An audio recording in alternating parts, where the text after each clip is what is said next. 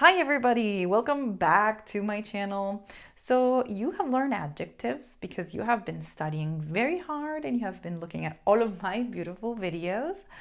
And now you are wondering, how can I use these inside of sentences? Well, this video is going to explain to you that, and I will give you lots of examples. You have a PDF of the lesson that you can download, and at the end I will teach you a very nice exception. Okay, so what in the world is an adjective? That's probably the first question that we need to ask ourselves.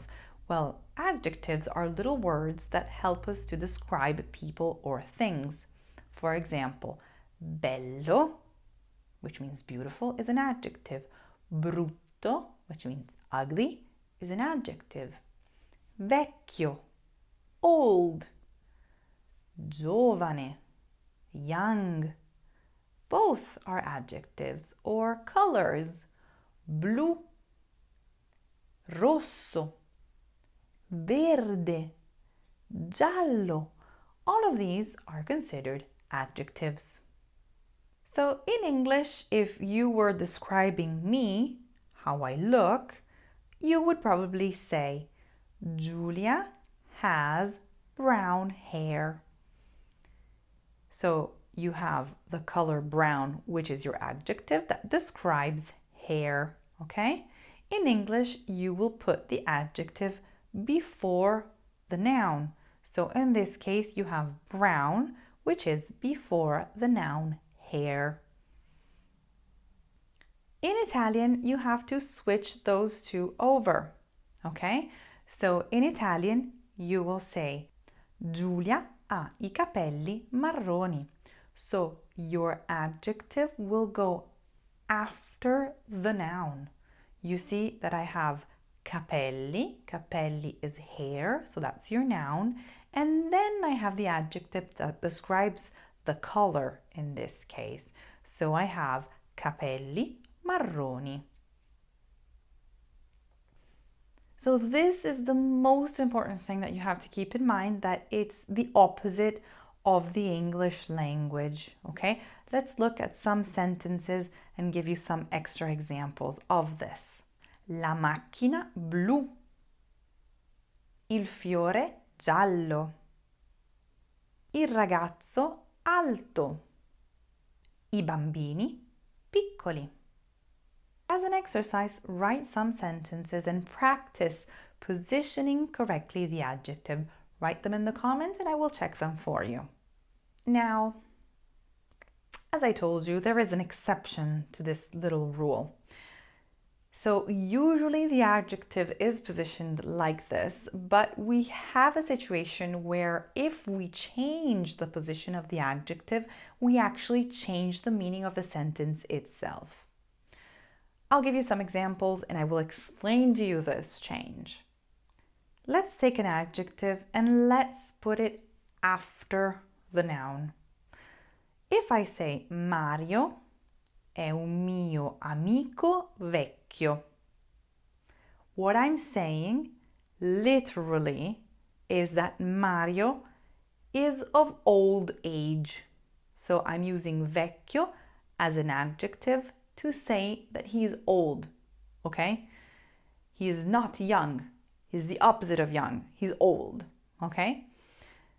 So every time you are taking the adjective and putting it after the noun, you have more of a literal meaning. If, on the other hand, you take your adjective and you put it before the noun, you have a more figurative meaning. Let's take the exact same sentence. So we had Mario è un mio amico vecchio. If I say Mario è un mio vecchio amico, in this case, I'm saying that he has been a friend of mine for a very long time. Okay, this does not happen with all of the adjectives, okay?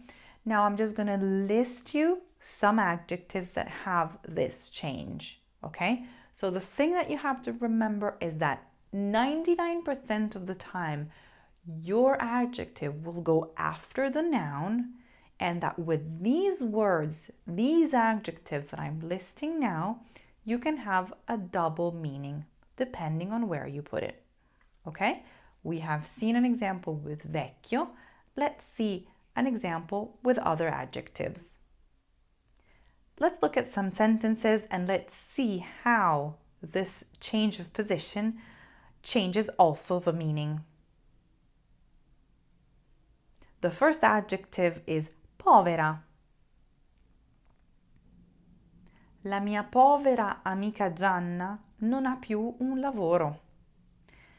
In this case, I have povera before the noun, and I'm using it to say that I feel bad for her. Oh, my poor friend. Poor in the meaning of I pity her, I feel bad for her. But if I say la mia amica povera, I'm really saying that my friend is poor, okay? So that she doesn't have a lot of money. Diverse. Ho diverse matite. Diverse is before the noun. In this case, I mean that I have several different pencils. If I say ho matite diverse, I'm saying I have different types of pencils. Grande. Ho un grande amico. In this case, I mean that I have a good friend. If I change the position of the adjective, I can say ho un amico grande. In this case, I'm literally saying that I have a friend who's big. So I'm talking about his physical appearance. Literally, he's a big person. Nuova. Ho una nuova macchina. In this case, nuova means that I have another car, an extra car. If I say ho una macchina nuova, so I'm putting it at the end after the noun, I'm saying that the car is new. So I have a more of a literal meaning. Buon. Ho un buon medico.